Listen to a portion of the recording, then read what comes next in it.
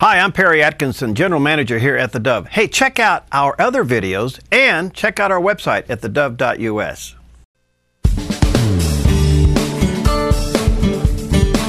Welcome back. Hey, delight to have with us today Scott Jorgensen, and he is a legislative staffer up at the Oregon legislature. Of course, they're in session now. He's also an author and a former reporter, so he's kind of our man and eyes, hands and feet on the ground up there. Hi, Scott. How you doing, buddy? Good to see you, Mr. Atkinson. Yeah, good to see you. Perry, Mr. Atkinson's my dad. Well, I spent most of my adult life calling your son Senator Atkinson. There you go. I appreciate that. Thank you so much. Hey, listen, a lot going on up there, but quickly, before we get into some of the issue, what's the general feel now with the Oregonians saying that the governor ought to step aside? Well, that plays into a lot of what's been going on right now, and the media has been all over it, and not a day goes by where we don't have TV news crews scouring the halls looking for somebody to talk to about it. In fact, my boss, State Senator Doug Whitsitt, whose district includes part of Jackson County, was quoted in an Oregonian article about that yesterday. And there were statements released from the Senate President Peter Courtney and House Speaker Tina Kotek regarding that situation. The thing is that Governor Kitzhaber throughout his career has been very effective at using his position as a bully pulpit. I remember being here in the 2012 session as a reporter, and he's not afraid to go into committee and testify on behalf of his priority bills. He isn't doing that this session, and believe it or not, none of the Democratic legislators are lining up for photo ops with him right about now. I would imagine so. Wow. All right, let's take a look at a couple of the issues that you've been tracking. The one that I think we have here is the SB 324, the Low Carbon Standard Bill. What is that one? That's extremely controversial, and it's tied directly to a lot of the issues surrounding the governor and his girlfriend. And essentially what it is that it gives broad rulemaking authority to the Department of Environmental Quality to set what they call standards for carbon intensity. And it's aimed at traditional fuel suppliers. And so it counts that carbon intensity throughout the life cycle of the fuel. So that would be the manufacturing, the storage, the transportation, and it makes it to where they'd be in a position to have to purchase credits. And the credits would be purchased from producers of so-called green energy, so biofuels. And it's basically a giveaway to very politically connected entities. Wow. And the thing is that there are 15 producers of these biofuels and so-called green fuels, and 13 of them are located out of state. So you're going to be seeing a lot of money going out of state and not going towards things like paving roads here in Oregon.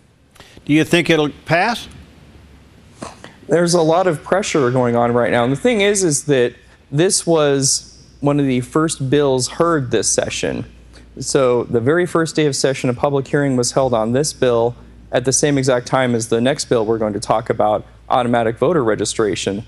Some of the committees are just now doing their orientations and meeting for the first time, but this has already passed through committee on the Senate side. We're expecting it to come up on the Senate floor early next week, at which point it heads over to the House. But the thing is that they're trying to get this through really quickly before people realize what's going on. Are you saying, Scott, that it's possible that the governor's fiancé fingerprints are on this bill? They're all over it. Yes, absolutely. And that's ultimately who benefits from it. But the thing is that who pays for it is you, me, and everybody else. And it's going to hit low-income Oregonians particularly hard because it's going to cost them more to drive to work. It's going to cost more to heat your home. And all this, for the benefit of a handful of out-of-state energy companies. It's a subsidy is what it is. The governor's energy advisor was part of a discussion about this at the Association of Oregon Counties a couple of weeks ago, and she referred to it as a market transformation mechanism. So what does that mean to you? Boy. All right, let's slip over to the automatic voter registration. We've heard it all over the news. The Secretary of State's thinking it's a good idea. Obviously, the governor's given it a nod. Well, anyway, go ahead and explain the bill. We can pick it apart, but how is it being presented?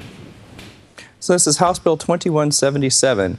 An identical version of this bill had come up last session, but was defeated in the Senate. And the dynamics have changed around here since the election, because the Democrats now have a supermajority in the Senate and are one vote shy of a supermajority over in the House. But it essentially gives broad rulemaking authority, which is a pretty common theme this session, to the Secretary of State's office to take records from the Department of Motor Vehicles of every driver in the state and automatically register them to vote. And there's a lot of issues surrounding that.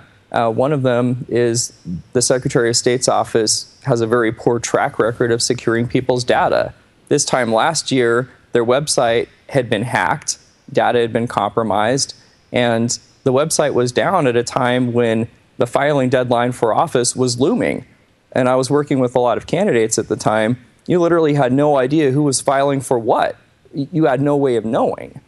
And so the Secretary of State's office also has its corporate division. People couldn't get any of that information either.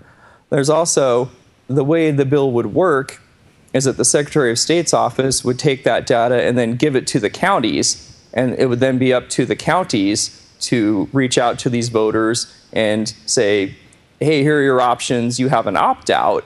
You can opt out of voting, and here's the instructions for registering for a particular political party. But as you and I both know, half of the counties in this state are literally a few months away from complete insolvency. So it is tantamount to an unfunded mandate for a lot of these struggling counties like Josephine County. And I covered county government there day in and day out for 4 years. And that's going to be a really big issue and an obstacle towards actually implementing this. Well, I think one of the things we've heard, Scott, was, if somebody is not interested in voting and you've already registered them, basically, I think on the political side of things, that would certainly enhance the Democrats' voting registration numbers. But whether or not they turn out the votes is something else. But what I'm hearing you also say is that the Secretary of State's office capability of handling personal citizens' information is compromised. Therefore, what are we doing here?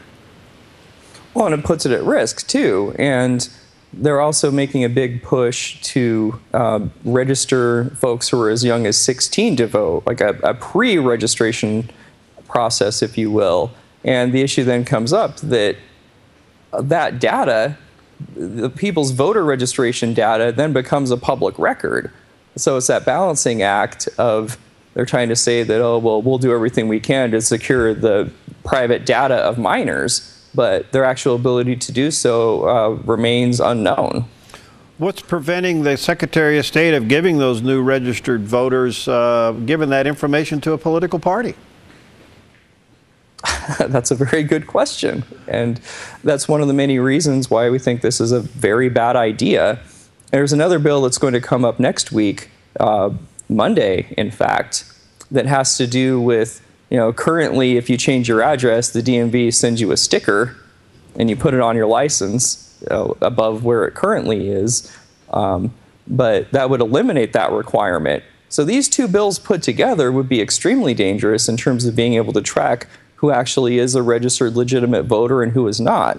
There's also the question of whether or not people who are not citizens of the United States are going to be automatically registered to vote. So there are a lot of unanswered questions about this bill, which is probably one of the reasons that they're trying to push this one through. This was passed out of committee and will be on the House floor probably early next week. Well, I got to assume at this point, given the potential supermajority, of course, in the Senate, close to that in the House, it's going to pass. I mean, this is a Democrats' dream come true. Well, and that's why I would urge every single one of your viewers and listeners, we need you to participate in this process. The legislative website is www.oregonlegislature.gov. And it's very user-friendly. It has all the information you would ever need about every one of the bills, its sponsors, who's testified for it, all the exhibits that have been presented for it, the amendments. Now is the time to become involved. A lot of folks become involved just around election time, but this is when we need you the most. We need you to contact your state senators and representatives because public opinion does matter. And if people stay in this building for too long, they become insulated because you're surrounded by lobbyists and other legislators and special interests. But the public needs to participate in this process, and the extent to which they do will result in better outcomes for all of us. OregonLegislature.gov, and I thank you, Scott, for bringing that to us. OregonLegislature.gov. Before I let you go, one other quick question. As you know, Oregon's education is now at the bottom, the very bottom of the list, and I can't help but think that that's going to be the very thing that the Democrats want to do to raise more money or have more tax money go towards education, saying we need to spend more money in order to fix the problem. Do you sense that already? Their big push is for early childhood education, and so they want to get kids as young as 3 years old in the system. But you're right, and I'm glad you brought this up. Oregon has the worst graduation rate in the United States, and that's why I think it's baffling that on the first day of the session, there was no bills about that as a priority, because you figure that fixing this would be a top priority. Instead, what you get is low carbon fuel standards, which is a giveaway to special interest groups of the environmentalists, and automatic voter registration. That took priority over our abysmal graduation rate, which is the worst in the nation. And I think that tells you all you need to know about the priorities of the prevailing party. Thank you, my friend. Let's stay in touch as the weeks go by here and in the months ahead. Thanks for being in the fray, and thanks for being a soldier for all the good things there. Best to the senator that you serve under. And again, OregonLegislature.gov is the resource for you to go to track all the bills. Let's stay in touch, Scott. Good to see you again. No, absolutely. And I appreciate the opportunity to come on and talk about this, because people need to know what's happening in this building, especially all the scandals going on with the governor's office. The stench is overwhelming, and people need to be involved in the process to let their representatives and senators know that they're not happy about this. That's wonderful. All right, thanks, Scott. Talk to you again soon. All right, we'll see you next time on Focus Today. But let me remind you, I think Scott is making a very good point here. OregonLegislature.gov. Track these bills, contact your senators and your House members, even send an email to the governor, send them to the Senate President, to the House Speaker. Let your voice be known, because if not, we're going to get slammed with nonsense. Again, OregonLegislature.gov. We'll see you next time on Focus Today.